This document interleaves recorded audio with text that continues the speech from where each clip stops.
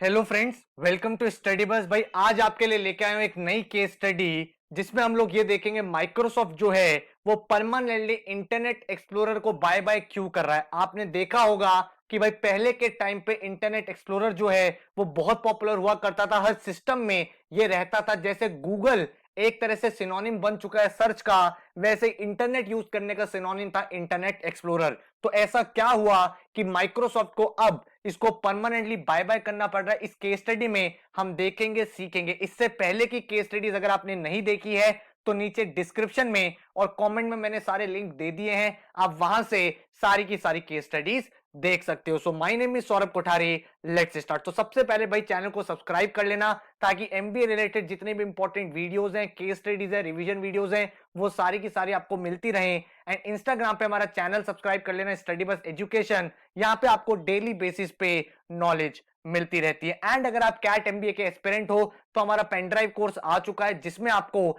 सारे के सारे टॉपिक्स के वीडियोस मिलते हैं, बेसिक से लेके एडवांस तक। आप क्वांट, वर्बल, एलआरडीए, जीके का इंडिविजुअल पेनड्राइव भी ले सकते हो, अदरवाइज आप कॉम्बो भी ले सकते हो। कॉम्बो कैट या कॉम्बो एमबीए में आपको जीडीपीआई वैट का कंटेंट साथ में मिलता है। अगर आप ऑर्डर करना चाहते हो वेबसाइट पे जा सकते हो studybus.co.in एंड आपको सारी की सारी डिटेल्स मिल जाएंगी। इन पेनड्राइव कोर्स में वीडियोस के अलावा आपको भाई सारी की सारी टेस्ट सीरीज भी मिल जाती है एंड आपको अपना स्टडी प्लानर और पोर्टल भी मिल जाता है जिसमें हर एक टॉपिक का बेसिक से लेकर एडवांस तक टेस्ट होता है। मतलब इस पेनड्राइव कोर्स को लेने के बाद ना ही आपको कोई कोचिंग चाहिए, ना ही कोई बुक चाहिए, ना ही कोई अलग से टेस्ट सीरीज चाहिए।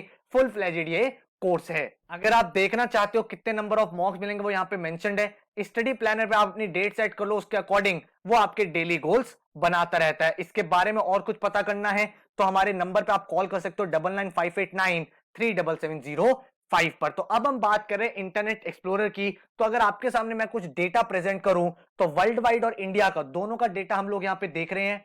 तो अगर मैं वर्ल्ड वाइड बात करूं तो भाई हमें पता है आज की डेट में बहुत सारे ब्राउजर्स आ चुके हैं। तो इंटरनेट एक्सप्लोरर जो था भाई 2004 तक उसकी 90% भाई एक तरह से आप बोल सकते हो मार्केट शेयर था। मतलब 100 लोगों में से 90 लोग इंटरनेट एक्सप्लोरर यूज करते थे। लेकिन उसके बाद भाई गूगल क्रोम की एंट्री हुई मार्केट में एंड आज की डेट में अगर आप करंट डेटा देखोगे तो वर्ल्ड में अगर आप इंटरनेट एक्सप्लोरर का डेटा देखोगे तो 8.9% लोग ही हैं जो माइक्रोसॉफ्ट एज या इंटरनेट एक्सप्लोरर यूज करते हैं। क्रोम को यूज करने वाले वर्ल्ड में 61% लोग हैं। बाकी जो एप्पल सफारी है उसको 16.1%, ओपेरा को यूज करने वाले 1.6%, मोजिला फायरफॉक्स को यूज करने वाले 5% लोग हैं। बाकी जो अदर्स जो आपके और ब्राउजर्स होते हैं उनको यूज करने वाले 7% लोग हैं। और अगर आप यही डेटा इंडिया के रिस्पेक्ट में देखोगे तो और भी ज्यादा आपको क्लैरिटी आएगी कि इंडिया में 82.1% लोग क्रोम यूज करते हैं एंड सिर्फ और सिर्फ 0.2% लोग इंटरनेट एक्सप्लोरर इस समय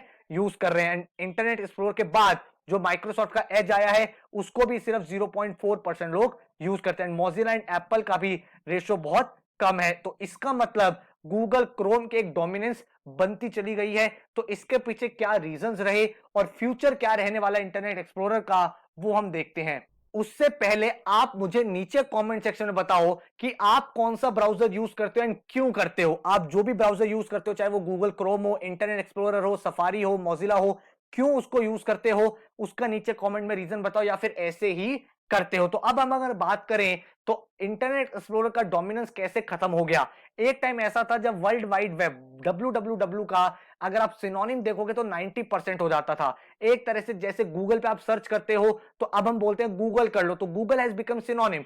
इसी तरह से इंटरनेट एक्सप्लोरर सबके कंप्यूटर्स में हुआ करता था। लेकिन उसके बाद जो फायरफॉक्स था वो आ गया, उसका गूगल ने क्रोम लॉन्च कर दिया 2008 में एंड बहुत ही ज्यादा एक तरह से आप बोल सकते हो फास्ट था, बहुत ज्यादा रिस्पॉन्सिव इसका बहुत फास्ट था एंड बहुत जल्दी जल्दी यहां पे चीजें लोड होती थी। इसी वजह से 5 साल में गूगल ने भाई सबको ओवरटेक कर दिया एंड धीरे धीरे इंटरनेट एक्सप्लोरर की डोमिनेंस कम होती गई एंड बाकी सारे जो ब्राउजर्स है उनकी भी डोमिनेंस खत्म होती चली गई। एंड अगर आप देखोगे कि इंटरनेट एक्सप्लोरर इतना इंपॉर्टेंट क्यों है हिस्ट्री ऑफ वेब में, तो आपको पता चलेगा कि विंडोज जब आप यूज करते थे तो विंडोज के ऑपरेटिंग सिस्टम के बाद इंटरनेट एक्सप्लोरर जो था वही उनका गेटवे हुआ करता था इंटरनेट स्टार्ट करने के लिए। तो अगर मुझे इंटरनेट स्टार्ट करना होता था थोड़े साल पहले तक, तो मुझे इंटरनेट एक्सप्लोरर पे जाके ही कुछ सर्च करना पड़ता था।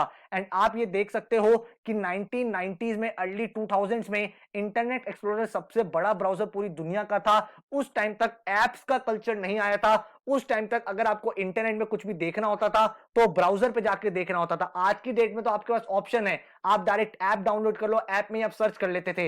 लेकिन उससे पहले तक आप इंटरनेट एक्सप्लोरर ओपन करते थे, वहां पे जो भी आपको वेबसाइट देखनी होती थी वो टाइप करते थे एंड उसके बाद वो चलते थे। लेकिन जैसे ही स्मार्टफोन्स आए, स्मार्टफोन्स के आने के बाद जो इंटरनेट एक्सप्लोरर था वो अपने आप को इवॉल्व नहीं कर पाया एंड गूगल क्रोम जैसे जो ब्राउजर थे जो बहुत ज्यादा फास्ट लोड होने लगे एंड उन्होंने अपने आप को मॉडर्न तरीके के हिसाब से बनाया, तो उन्होंने अपने आप को एक एज ले लिया। इस वजह से पूरी दुनिया में जो लोग गूगल क्रोम को यूज करने लगे एंड इंटरनेट एक्सप्लोरर उस टाइम के हिसाब से बना हुआ था पहले के हिसाब से एंड उसने अपने आप को इवॉल्व नहीं करा, उसने अपने आप को एक तरह से आप बोल सकते हो डेवलप नहीं करा। जो नई टेक्नोलॉजीज आ रही थी एप्स के कल्चर में वो नहीं जा पाया, जिसकी वजह से लोगों ने उसका यूसेज बंद कर दिया क्योंकि बहुत स्लो हुआ करता था। आपने बहुत सारे मीम्स भी देखे होंगे, लोग इंटरनेट एक्सप्लोरर के मीम्स यूज करते थे कि जब तक इंटरनेट एक्सप्लोरर पे कुछ स्टार्ट होता था गूगल क्रोम पे वो लोग फिनिश भी कर चुके होते थे चीजें। तो इस वजह से उसकी जो रेलिवेंस है, उसकी जो डोमिनेंस है टाइम के साथ खत्म होती चली गई।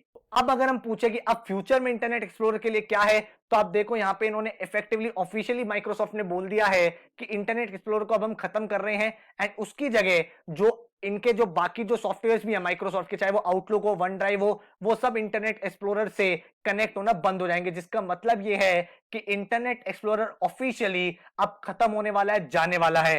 एंड माइक्रोसॉफ्ट ने खुद भी ये बोला है कि जो यूजर्स हैं उन यूजर्स को अगर हम इंटरनेट एक्सप्लोरर देते रहेंगे तो that would mean degraded experience for users and इसी वजह से वो इंटरनेट एक्सप्लोरर को बंद कर रहे हैं। इंटरनेट एक्सप्लोरर की जगह वो क्या लेके आए नया प्लेटफॉर्म माइक्रोसॉफ्ट का एज। तो अगर आपने रिसेंट टाइम में अपना लैपटॉप या कुछ यूज किया होगा एंड आप माइक्रोसॉफ्ट विंडोज यूज करते हो तो आपने देखा होगा कि इस तरह का एक लोगो है और एज को वो प्रमोट कर रहे हैं बिकॉज एज जो है कंपैरेटिवली फास्टर है और वो कोशिश कर रहे हैं कि गूगल क्रोम और बाकी जो ब्राउजर्स है उससे कॉम्पीट कर सके। तो जो फ्यूचर है वो यही दिख रहा है कि इंटरनेट एक्सप्लोरर परमानेंटली जाने वाला है एंड इंटरनेट एक्सप्लोरर को माइक्रोसॉफ्ट चाहता है रिप्लेस करना किस सॉफ्टवेयर से, किस ब्राउजर से, वो है आपका एज। तो ये रही पूरी कहानी इंटरनेट एक्सप्लोरर की, क्या डेटा था, क्या डोमिनेंस थी। तो आई होप आपने यहाँ कुछ नया सीखा एंड आपको कुछ बहुत सारे फैक्ट्स पता चले एंड इससे रिलेटेड कुछ क्वेश्चंस भी आपके एग्जाम में बन सकते हैं। So all the very best, thank you so much and take care.